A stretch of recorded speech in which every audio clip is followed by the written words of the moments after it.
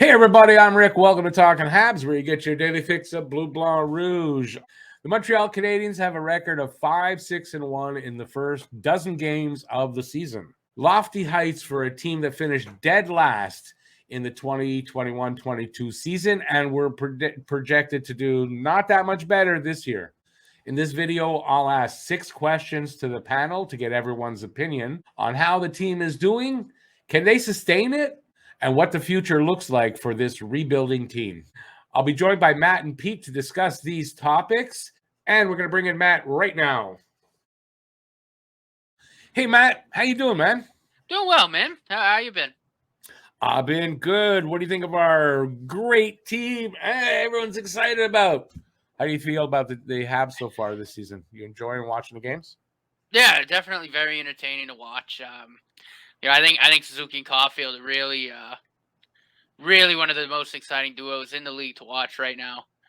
Do you know what Suzuki's projected numbers are? I saw that right now. What he's on pace for? Probably something ridiculous. Him and Caulfield. 54 goals, 101 points. That's Suzuki's pace right now. That'd be insane. That's insanity, right? I mean, that's just really insanity. So, yeah, it's been awesome. So, let's not waste time. Let's get right into it. So, we're going to ask 6 questions. Going to start with Matt. I'm going to answer. Going to bring in Pete, and then we're going to go from there. First question, Matt. After the first 12 games, are you A, surprised by how well this team is playing, and B, how well the kids on defense are playing? I'm gonna go ahead and start with B first. No, I'm not surprised. Especially with Caden Gooley. I've said it. Since the beginning of his season in juniors last year. I knew coming up he was going to be a stud. I had never really any doubts in my mind about it, and he's just proven me right. I think he's been the best defender on our team. I think he's been one of the best defenders in the NHL so far this season. In terms of the start, I mean, I guess a little bit. But again, with the way that St. Louis is coaching behind the bench, I think more and more players are really starting to kind of buy into his system. I don't, foresee this, kind of this playoff mentality that a lot of people are kind of having on Twitter. I don't see that at all, but that'll, we can discuss that in more detail later. But, overall, I can't say that I'm really too one way or the other. I think they're right about where I kind of thought they would start with the way the schedule was at the beginning of the year. And, we'll see what happens. I got to say, I am surprised a little bit about how well they're playing. I didn't think they'd have this good a start at the beginning. This is actually the hardest portion of their schedule to start the season. So I didn't expect them to be, they're just under 500. So I got to say I'm surprised. Am I surprised about how well the kids are playing? You know what? I am. I'm not like you. I am. As much as I thought Gooley would come into this year and stick and be good and all that, I didn't think he could do it as the top pairing guy. And not only that, be the better guy on defense. Although David Savard, I mean, his team partner is David Savard. Yeah, but that would have been a major problem. But your point that you made is valid. Not only is he maybe the best defender on the Habs this year, he's one of the better defenders throughout the whole league. And that's at only what, 19, 20 years of age? Yeah, I mean, I think he might be 20. So that's that definitely a bit of a surprise for me there.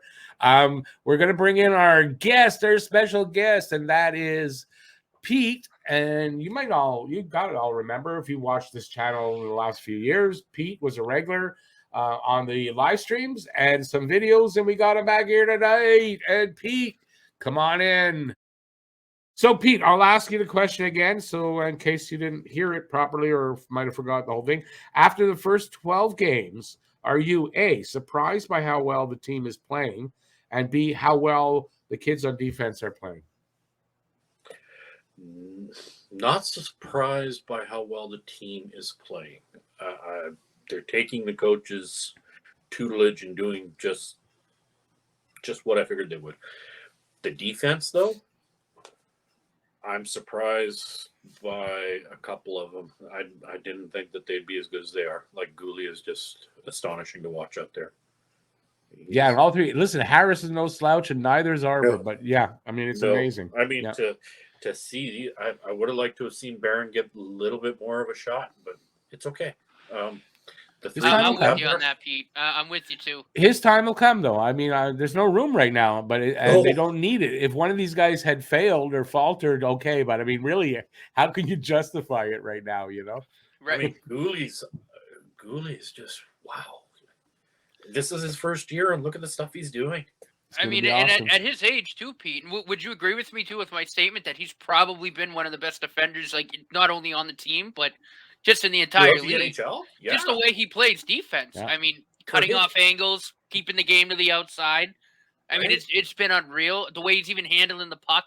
He's had Yeah. a few I mean, beautiful he stretch passes He too. makes the odd rookie mistake, but geez, I mean, you watch the young man, and he's out there, and he's wow. All of them. He's Listen, all of saving them. Savard. I think what you're seeing here, I saw this, I think I was reading this. What we're seeing here is the first of the modern defensemen for Montreal. We haven't had guys that play this kind of game. And they're so young, but it's because they're playing the modern game. I don't know what makes them better at this age, but man, there's something in the water where I don't know how to describe it, but all three of them, you know, have just been better than you could hope to have expected, you know? So, but Gouli, the best of the three. I think Harris has been playing really well, as is Arbor, too. And I kind of think expect Harris is Arbor to kind of break down at some point, and it's not, you know? Harris is playing at a level like he's quiet. Yep. You watch the game, he does everything textbook. He's quiet. He's not seen. He's like That's just great. like a Joel Edmondson type of defender there. You don't see him, but he's gonna He be, makes the play. gonna be calm. He's gonna make the play. I like the way he jumps into the play, the way he's right there down. You know, he goes in deep. He's confident in himself to go and make those kind of. Do you watch know? him below the goal line on Yep. the I- offensive side? Not on Yeah, our I know. defense. You I see know. the way he plays below that goal line? My God, he's got his head up and he's looking. Yeah, these guys are playing with confidence and poise, and it's just who would have thought three of them, and then And they Jonathan can skate Kovacevic, too. the They're new kid, mobile. Kovacevic and the new kid Kovacevic, I think. Kovacevic. Yeah, Wow. I didn't know anything about him, but I mean, this guy's holding his own. Yeah. I think Kovacevic is kind of playing the way you said about Harris. I find he plays a solid game. You don't notice him, but that's good because you don't notice him for very many mistakes either. There's no mistakes, right? You know, that's the thing. So I think so. That's how I kind of see it for me there. All right, let's move on to question 2.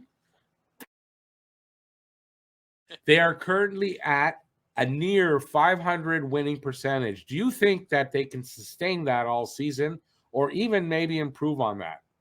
Improve on it? No. Suzuki, Caulfield, Doc, kind of that middle six to the back end area on offense. I just don't think it's quite there yet. I still think they're gonna probably struggle to score goals here and there. You know, I mean, Suzuki. This is Suzuki and Caulfield aside because those two are just nuts. They're nuts. They're gonna keep going nuts. But I think that'll kind of get to them. And I think, you know, again, as the season goes on, we'll see more rookie mistakes out of the defensemen. You know, and just with the kind of the goaltending. I mean, Allen's been great, but again, I just think eventually the wear and tear get to them because they're not there yet. They don't have like that complete lineup of guys in place that we can go ahead and say, you know, yeah, they're gonna make a big jump this year. I don't think that's far off though. I think even maybe next year we could see a jump, but I think. I mean, I wouldn't be 1,000% shocked if for whatever reason we maybe stay a little bit under 500 for the rest of the year. But you know, I think more than likely we'll probably find ourselves in that. I'm feeling somewhere between 5 and 8 overall pick right in that area. That's what I'm thinking. That's what I feel. Pete, what do you think? I'm kind of in agreement with Matt. There's no way that all these kids And, seniors that we have on the team can sustain this for a whole season. It's a long season, boys. And the way we're playing right now, you're going to get tired. We don't have enough breaks. And then everybody always forgets there's injuries. Injuries always happen. They always creep up on you. So, no, I see us, hovering around the 7th, 8th pick. That's where we're going to be. Mhm. That's where we're going to end up. That's what I saw. They're going to need to because, they need to get one of those top 8 picks, I think. I prefer the 7th. I'd like to hit the 7th pick and then go from there. I'll take anything in the top 7 personally. But again, though, even if we do finish there, it's still it's a marked improvement from last year. And like I said, I think we kind of carry that into next year as well. Not to mention, we don't have the depth. Right. We need more depth. Right. No, for sure. But do we or do we not? That's the thing. I am a little different than you guys on this. I've been saying that I think I was in a total agreement with you guys probably up until something I read today that kind of makes me worried that they might be too good right now. As far as I want them to get one of these centers, there's supposed to be 7 elite to generational centers in this draft, and they need to get down to get that. So I worry, and here I'll tell you. Let me see what I wrote here, so I got it right. Yeah, so it's hard to imagine, like you guys said, that they can keep this up. Right? It's a long season. I'm in total agreement with that, but the problem is that I'm worried that they're actually going to get better. I mean, these are young guys that are playing so well right now. I don't know. I'm at a point where right now I don't know. Are they going to have a drop off or not? Right. So I'm saying if they don't have that drop off, this is going to be a problem, right? And I don't know. I'm worried about it, and I think management may have to step in here and do something to stop the fact that they won't make the playoffs. I'm not saying that, but I'm worried they could fall above over 10. Pay themselves, 10 over 10, 10 right? 15. That's what I'm worried about, that they're going to have that happen. Because I don't know. These kids are, I don't know, 12 games in, it's a little early to tell. And in another 8 games, when they hit the 20-game mark, where most teams start to really look at what they got and start to make, see if they need to make moves and stuff. We're a little before that. But these kids, there's no drop off yet. I don't know.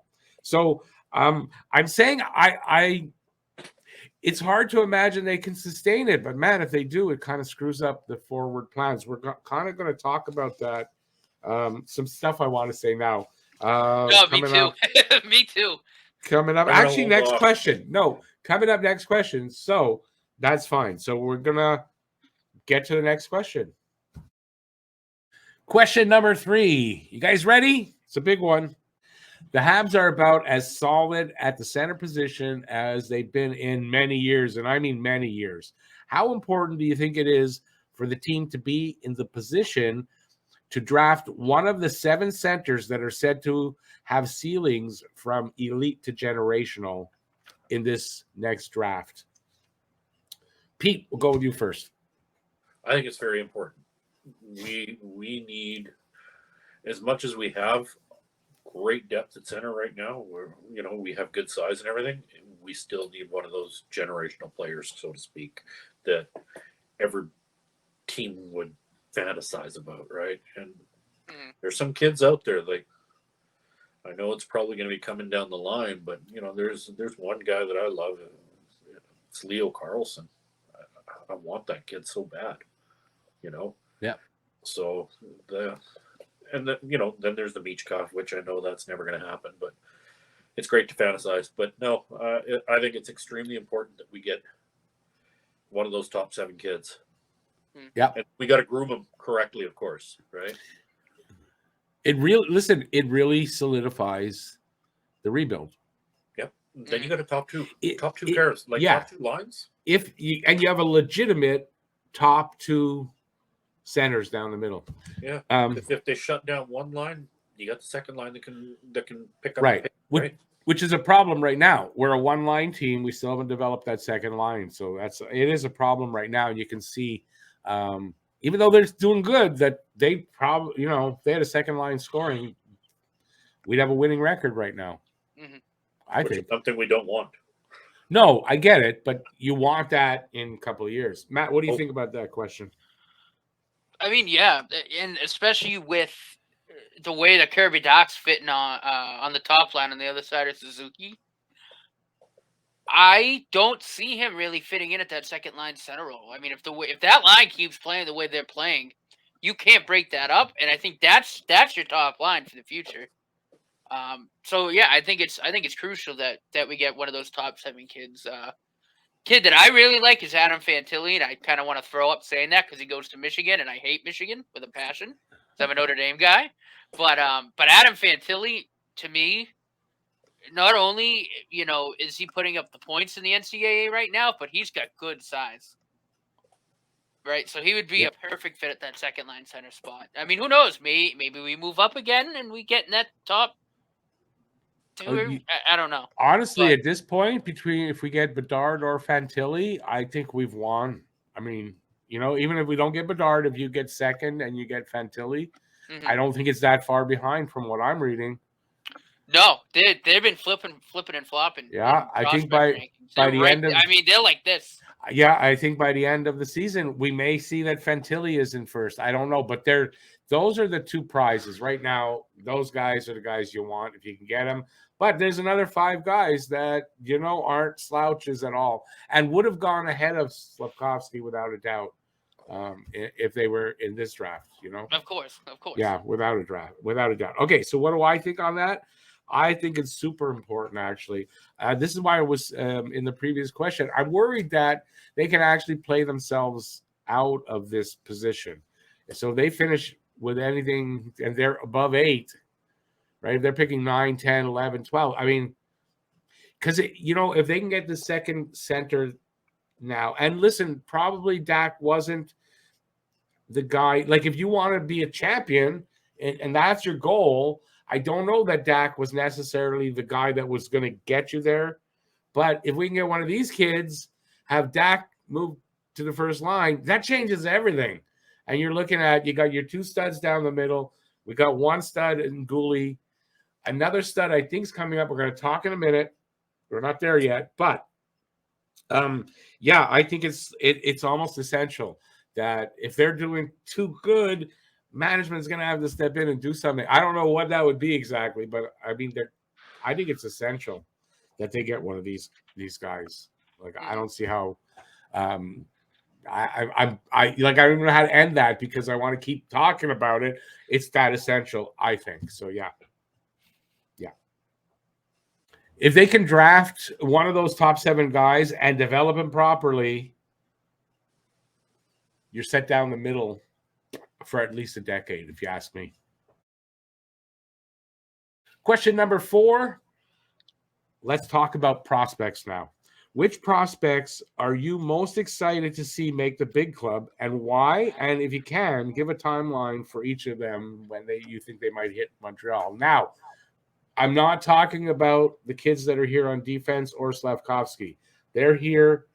I think they're here to stay personally. So I'm not really including them in the prospects. And there's a number of prospects in the pipeline. So I'm sure there's plenty for us to talk about. All right. So I've got a list of 5 guys that I think that I'm really excited to see. I'm going to start off with the first one I think probably will be here next year. And that's Raphael Harvey-Pinard. I think he's gotten a little forgotten. He's become a bit forgotten this season because of all the excitement with all the other draft picks that they just made this year that have shown great signs and stuff like that. Raphael Harvey-Pinard, they call him Lavaliger because he plays pretty much the same game as Brendan Gallagher, and he does that in Laval. So I'm really excited to see him here.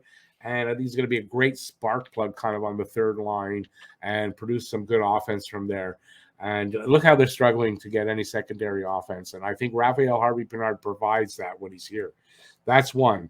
I want to mention Lane Hudson, but I'm not really going to talk about him because I know there's somebody here that really wants to talk about him. So I'm not going to go over too much. Lane Hudson, uber skills, not a lot of size. If he can, I don't know, another inch, a little bit of weight and muscle, and I think he's going to be fantastic. In what capacity, I don't know, but definitely an NHL, a power play quarterback. There you go. Sean Farrell. Sean Farrell got about as high a praise as you can from the skills coach. From the skills coach. He also, uber skills, maybe better than Caulfield all around. And I a little on the small side, yes, but I'm really excited to see what this kid's going to do and become in the NHL. Owen Beck and Philip Machar. I'll put them both together because they both came from the last, even though Lane Hudson did too, from the last draft. How do I want to put it? I think Owen Beck is going to be our third line center for the next decade. He's going to be fantastic. He might even remind us of a Carbonneau along those lines. I think he's got those kind of skills for a two-way game and stuff like that. So really excited to see him. Very mature too for his age. Yeah, too. Very mature game. And Philip Machar, like I don't know exactly, but I think this kid's going to be good. That's all I know. I think this kid's got great skills. They didn't draft him at second. Super good skater. Yeah, he's quick. I don't think they drafted him second overall for nothing. And so I'm really excited to see these guys hit when they do. Timeline, Sean Farrell, we'll probably see him, if not next year, because he's committed to the college the year after. Lane Hudson, I want to say 2-3 years, probably more like 3 because of his size. Probably going to be, but college too. This is his first year at BU. Also, so they're 3 years. 3 years. Raphael Harvey-Pinard, RHP, I think next year. Owen Beck and Philip Machar, again, same kind of timeline as Hudson, 2-3 years down the road, and I think they're making an impression. So Lane Hudson. I obviously, as everyone knows, I'm from Boston. I live in Boston, so I have access to Hockey East, basically the best conference in NCAA hockey, and I'm constantly watching games and highlights every week. I have never seen a defenseman more dynamic in Hockey East since Cale Makar was at UMass Amherst. I mean, Lane Hudson, yes, he's small. He skates circles around everybody. He takes the puck coast to coast. He just flies by everybody. No one's quick enough to catch him. He's got, like, McDavid-esque hands. And I don't say that lightly. I mean, he's got the hands to catch up to his feet. He's got like a Sidney Crosby level hockey IQ, and he can shoot the puck. He's got to get everything on it because he's a small guy, but he can shoot the puck. He's just been so much fun to watch at BU. I think this kid can, if he keeps on this path, I can see him as being this second pair defender for sure, and power play specialist, absolutely. And just the way he even skates too, just around the zone, it's just easy for him. The power play quarterback, definitely power play quarterback. Sees the game really well. Crisp passes. It's just unreal watching this kid play. It is absolutely unreal. Okay, you got any time left for some other? I like I said, I get to watch him so much. That's why I'm so excited. No, absolutely, man. But Owen Beck too. I think Owen Beck might be a little bit sooner than 3 years. Could be, but I don't think he's far off. I agree with you on Machar. I don't know if we want to touch about him yet, but I think we see Logan Mailloux next year at the big club. It's coming up, actually. So, Pete, what do you think? Yeah, I'm pretty big on Lane Hudson as well. There's a couple of other guys that I'm kind of salivating over as well. One of which is he plays for the T-Birds, the Jared Davidson. He's nice to watch. I get a lot of games out because I'm out on the West Coast. So I got to see a lot of his highlights at 11 p.m. and whatnot. So he's fun to watch. Big boy. Owen Beck, 2 years. He should be on our team. That's what You I'm guys are thinking third line. I'm thinking he could push for second line. He does have the talent. Okay, just but gotta not put if we together. get one of these 7 centers. If we get one of the 7, then that kind of juggles everything around. Right. Okay, cool. Yeah, then I'm kind of looking forward to seeing what they do with Joshua Roy or Wah. I don't know how you pronounce his name. Yeah, Joshua Rock. You got it second Joshua time. Wah. Okay. Yeah. Just like He's Patty. a very intriguing player. Very intriguing, that kid. And then, going back to one of the kids that you named there, Rick. Farrell? Yeah, Farrell. Sean Farrell. And Harvey Pinard. Harvey Pinard. Pinard is going to be. I can see him on the team next year. I think so too. It's just my mind can't. I'm trying to figure out how we squeeze him in when we've got so much move other veterans. chaos going around. Move veterans in the offseason because these kids are freaking ready to start. That's just it, right? Like, we need to see what happens in the off season before we can really, really go to town on who we want to see up on the big team. No, I agree. But I think in the off season, if you feel that some of these guys are going to be ready, then you move some veterans, make room for them. You got to get rid of some of the dead weight and bring in the people that want to win. 100%. And the fact that we have people in the minors that are teaching these kids how to win and how to be a prototypical NHL player is. Oh yeah, the development staff. Development staff. It's crazy how much better they're set up for that. And you know what? Couldn't be at a better time, right? Because you've got kids that literally you can develop, and they're going to be great players. So you better have that staff now. So yeah. So basically, our foundation is starting to become rock solid. It is. The core is. You can start seeing the core of this team in 3 years is going to be pretty freaking awesome, if you ask me.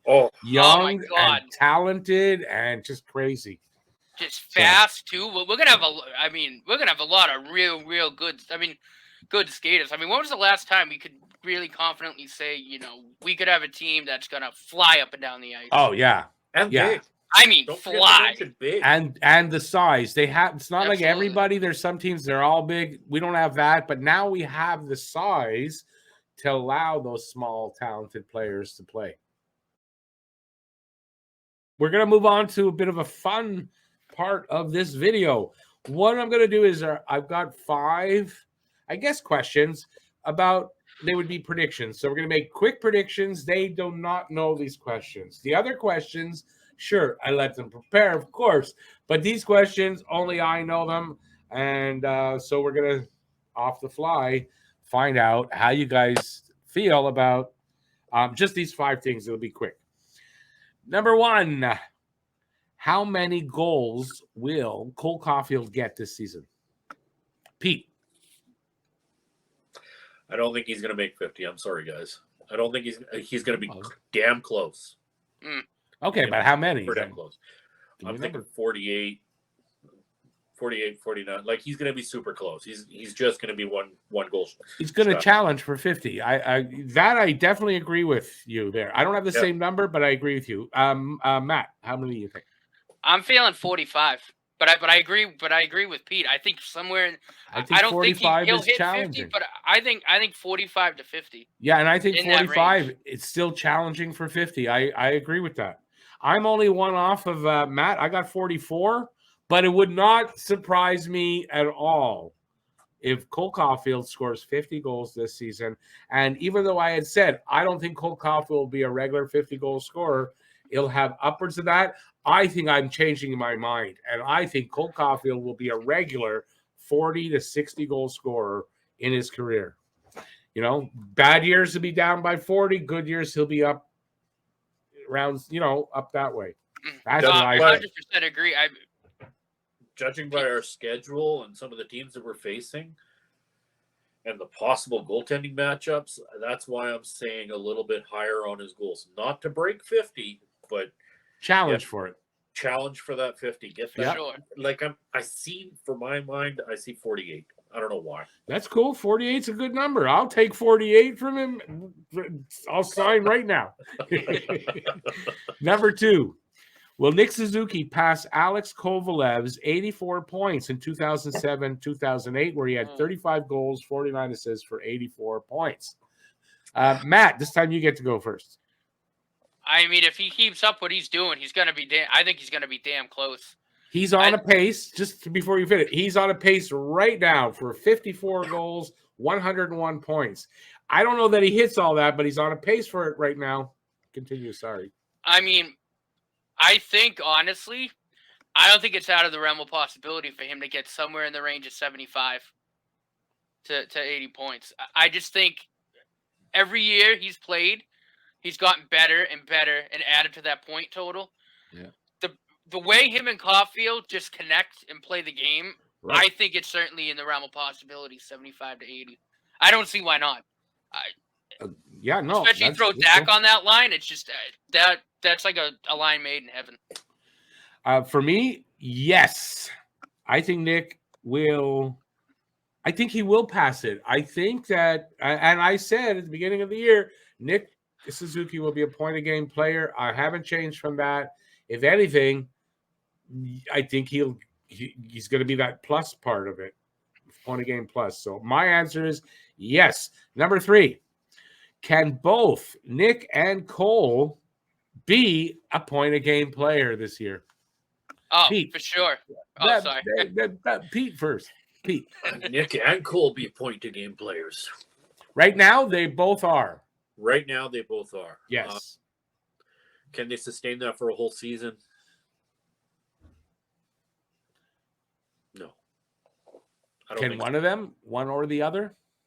one of them can, but I don't think both of them can. Eventually teams are going to figure out how to shut down that line. Or will they? But I don't disagree with you. But I mean, there's that possibility, or they're just too good for it. I want them to be good, and I would love to see them get per game. Ray, hang on a second. Let's wait out. Ray, stop barking. He's pissed off at me. Don't get me wrong, Rick. I want to see them both gain those points per game. I know But that. in reality, because I've followed this team for so long, I've gone through so much heartbreak. I don't want to jinx them. I don't want to say, yeah, they're going to do it. I agree. Oh, that's fine. I'm gonna That's pull fine. the reins back and just kind of be cautious and just. No I'm gonna play problem. the cautious route this time around. No worries, man. For me, Nick, yes. Nick, I've said it many times. Nick is going to be a point-a-game player. For Cole, I'm not sure yet. He's on pace for it now. I think he's fully capable. If he's going to score, let me put it this way: if he's going to score 50 goals, he's going to be a point-a-game player, because I definitely think there's 30 assists in him, especially playing with Nick Suzuki. Those two guys is what's going to make it possible. Yeah. They're great by themselves, but when you put them together, they're going to just be amazing. And I think almost the sky's the limits for them with points. It's going to go up and down maybe some years, whatever. But I think because they're playing together, because they click the way they do, I think that definitely for Nick, and I think Cole will do it. I just don't know if he'll do it this year. But he's looking like he will. Next one. Number 4 is Caden Gooley, the real deal. 1,000%.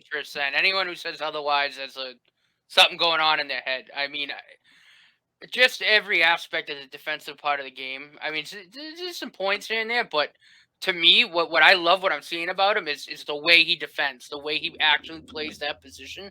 Yeah. Never seen a rookie play like that, ever. Rookie It's just defenseman unreal. in his first season? Never. I've never Unreal. seen it. Yeah. And unfortunately, he because he won't get the points, he probably won't get the Calder. But if they were to base it on just how you play like that particular position, I think he would. If he gets decent enough points, though, and he's played the position so well, I think at the very least he gets into the finalists. at the 3 Mhm. finalists. So that's what I think. Pete, what do you think? I when it comes to Gouli, I'm speechless. I'm sorry. The guy is such a phenomenal talent. Oh So it's a man, no. You're saying it's a no. You don't think he's? No, I'm just joking. I have to do that. the kid astonishes me, man. Like I try to watch his game and watch his style and try to figure out who I see in him, and I see so many different aspects of his game. It's almost like he's studied a multitude of previous players and has now picked up their habits and is developing it into his game. And he's a combination of so many different players. Like I said on the chat during one of the games recently, that I see some of his body language and his movements remind me of Big Bird, and I got mocked for it or whatever. But It was last night. I've had those same thoughts, Pete. I Right? really have. I mean, I don't know he's about Look at Big the way the Bird. kid moves. Like when he comes out from behind the net and he takes that first step, he's got that head flip back like Larry Robinson used to do, and then that puck is out there. Wow. And he's only, what, 20? 21? 20. I think he's 20. yeah, I think he just turned 20. Yeah. How long do you think before he's got a Norris trophy in his closet? You got to think, man, in the next 5 years, right? At least. I You mean, think maybe that even. long? Yeah, I mean, that's what I mean. Like maybe sooner. I don't know. Mikael Makar is still in the league, so Yeah, but I mean, Yeah, but if he can put up offense, if Gouli can find a decent offensive game, he'll be up there in those kind of For sure. conversations, without a doubt. Okay, I would. this is Never mind. let me give you I'll my talk opinion. about it later. No, it's okay. Just we got to move on. Gouli, yes, I think he's the real deal. Top 4 defenseman, absolutely without a doubt, and a top pairing D as well. Now you don't have to be top 2 or 1 to 2 to be on a top pairing D, but he's definitely a top pair D. And now I'm going to ask quickly again. So let's try to do this one quickly. How about Arbor Jacka? Is he the real deal? Pete, go ahead first. No, let Pete go first. Arbor Jacki? Yeah. Full real deal. For sure. He's the real deal, and that kid's gonna have the heavyweight crown on his head very soon. Matt, what do you think? yeah. I mean, I agree. I mean, just the way he, the one thing I gotta say that I love the most about Arbor, it's just the way he carries himself. Just not even like if you go after a player in our team, like if you talk shit or if you he just has that kind of team. Like he wears the blue, blanc, and rouge like on his, you know what I mean? Yeah. He wears the team colors on his sleeve. This generation's version of Chris Nyland, I think. So, Absolutely. on For the sure. Arbor question, I say yes, he's the real deal, but he's a bottom 4D. And I don't think there's any shame in that, obviously. And the Sheriff, man, that's what he is. It's a great name for him because he really kind of takes on that role. His heart is that logo. You know what, though? I think that's the type of character and player they're looking for. And I think you can say that for a lot of guys on the team right now, the young guys, that's what they're looking for. I love what he said to Cassian before they dropped the mitts. Like Cassian said, "What are you looking at?" And he just laughed at him and he goes, "You." And then they dropped the mitts, and the way he wrangled him. He God. destroyed him. What's wrong with the power play? It's been a little better the last few games because they went from like 4.7% in the last few games to 12.9 going into last night's game. But it's been kind of dreadful. What do you guys think individually? What is wrong with the power play? Matt, go first. Honestly, I kind of have a feeling that Marty took Burroughs aside and said, "Listen, scrap whatever the hell is on that whiteboard and figure something else out." Because with the players that we have, especially on that top unit, no way the power play should have been that bad at all. Well, that puck, you got to get that cycling, get Cole Caulfield open in his office for a one-timer. That should be the play. You know what I mean? Yep. They shouldn't have a hard time setting that up, and they did. I just think Marty had to have said something. Said, "Listen, this sucks. Rewrite this because this is not working. I'm not having this." That Pete, being said, I do think Burrows, I think, is still potentially on the hot seat because gotta be. I don't know. I don't even know if Yeah, because I don't think we can even sustain what we're doing on the power play now. It's just it's been abysmal. it's abysmal. Pete, what do you think? I agree with Matt 100%. Burrows, get rid of the Vancouver Canuck. Okay, we're never going to have any success with Burrows running the power play. And then I did a lot of soul searching on this one today, Rick, when you sent out our questions to us, and you're probably not going to agree with me on this, but we don't have enough power play experience and creativity, and that stems from coaching down, right? Like Hoffman and guys like that we have as these quarterbacks for the power play. They're not coming to fruition. Why is that? Because they were probably with much better creative players before, and we're thinking that, well, not we, but the thought was, oh well, man, that guy scored so many goals.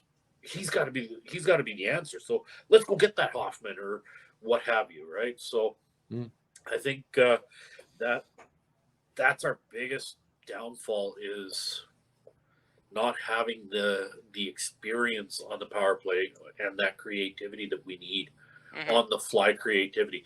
Cole and Suzuki, they're pardon my language, sorry, they're awesome to watch. They're so much fun to watch. Yeah, and they're creative. But definitely. As soon as you go to our second unit, it just and a lot of it stems back to, like Matt said, the Burrows thing, and really, whenever he's drawing up X's and O's, whatever you want to call it, it's not working. It's not, and I like what you said. It's almost like they plucked a guy like Hoffman and said, "We're just gonna plug him in. He'll score." It doesn't work like that. But it's like, no, you gotta draw the play up to give him that space to get the shot off. Exactly. And I just don't think Burrows is adept at that. Like what Washington does for Ovechkin, right? They draw up the play. Ovechkin's in his office, bang, the puck's in the net. Why can't we do the same bloody thing? So much for briefly. Sorry. It's okay. All right, so my turn. I kind of agree with you with Burrows. His coaching, something got to be wrong there. I don't know what it is. Drop pass every single goddamn time. Oh my god, that's got to stop. Oh yeah, because it's every single goddamn time. So you know that's what they're doing. It's the definition of insanity. She's trying the same thing over and over again, hoping for a different result. Here's what I think is the biggest problem. I was reading about it today. No power play quarterback. That's the problem. And when you think about it, it's true because Weidman, not really the guy. Nope. Drouin or Hoffman on the point. And when they do that, it seems like I think they're trying to do the modern day power play, which is now like 5 guys, 5 forwards. A lot of teams are doing it. That's apparently the way the NHL is moving towards. That being said, these guys are not the quarterback. We need a power play quarterback. That's where lack of creativity, I think, is kind of driven through there, I think, right? If the guy that's dishing the puck out isn't reading the plays well or doesn't have the right vision, so we need a specialist there, 2 of them, if we can find that. And I think Lane Hudson and for sure. The guy we're going to talk about next. That's what Lane Hudson's doing at BU. I mean, that's his job on the power play. He gets the puck. He's looking around. Everyone's moving, making space. And or he'll just make space himself and bing. And the guy we're going to talk about next is probably the other guy. So we're going to go into that. Segue. Beautiful segue. Question number 6. Logan Mailloux is lighting it up in the OHL. Your early opinion, because it's early, will Logan become, that's the word I wrote there, become the prototypical number 1 defenseman you need to win championships with? And if you can, give a timeline on when you think he hits Montreal permanently. Look, if Logan Mailloux keeps doing what he's doing, I think absolutely he could be in that number 1 spot. And, I honestly think it's kind of been remarkable the way that the whole kind of situation has panned out, because from what we've heard from the organization themselves too, like before he even started playing again, he's done everything right. So I think at this point, I think maybe a year or two when we see him in the big club. I don't think that anyone should be against it still. But I mean, he's playing really well, really, really good hockey in London right now. So I think he could very well be that at that top pair with Caden Gooley. I think Lane Hudson might challenge him for that in a couple of years. But again, size would be a problem. Size wise, could be a bit of a problem. Yeah. So I think I give Mailloux the edge a little bit there, but again, if those are your top three defenders, it's still a hell of a blue line. It's going to be a hell of a blue line for sure. For sure. Pete, what do you think about Mailloux? And what do you think about it? Well, Rick, you know I've always loved Mailloux right from the get-go, even when all that chaos was going around him. Is he going to be a top two? For sure. He's, Matt was just talking, and all of a sudden in my mind I thought, wouldn't it be cool to see Mailloux and Hudson on the second pair of defense, and Gooley and Arbor on the first pair? And I think Mailloux, Gooley, and maybe Hudson, Arbor as your top four. Yeah, Hudson, I think that'd be a damn good top. I think Arbor with Hudson would probably be a better. Because then nobody's going to want to touch Lane Hudson if they can even catch up to him. And you'd need Lane that. Hudson's got like rocket skates. That's okay. But you'd need that. You'd need that protection for a small guy like that. But with Mailloux, I want to remain. He's a man playing with boys. Okay, that his skills are phenomenal. Yeah. And I just want to be. I don't know. I keep going to cautious. I want to be cautious with all these kids that we're bringing on, and not throw them into the fire and do what we've done in the past. With Mailloux, you got to be careful because he's kind of underdeveloped, right? He hasn't played a lot of hockey in the last couple of years. No, he has not. So he kind of needs some more games. It's not a big sample size, but man, the sample size that he's given, you got to admit, even if you don't like Mailloux, you can't deny what he's actually doing. He is doing some pretty good things, and he looks fantastic. So his talent level, his skating, like everything the kid does. He's got a nice shot on him too. A nice quick wrist shot from the point there. Yeah. And I don't know if he's a physical kind of defense. I kind of think he's not. But I mean, if he's going to be here playing with Gooley, he doesn't really have to be. He just got to be. He's got the talent that he doesn't need to be the physical guy. You wouldn't want him for circles around some of these guys, and then I think for me, I think. What I wrote here is that I think he has the potential, yes, and the timeline for me is 2 to 3 years, because I think next year he's in the AHL. Has he played enough games to move the year after to Montreal? That'll be the question. I think potentially he could, but it also could take the extra year. Now with Mailloux,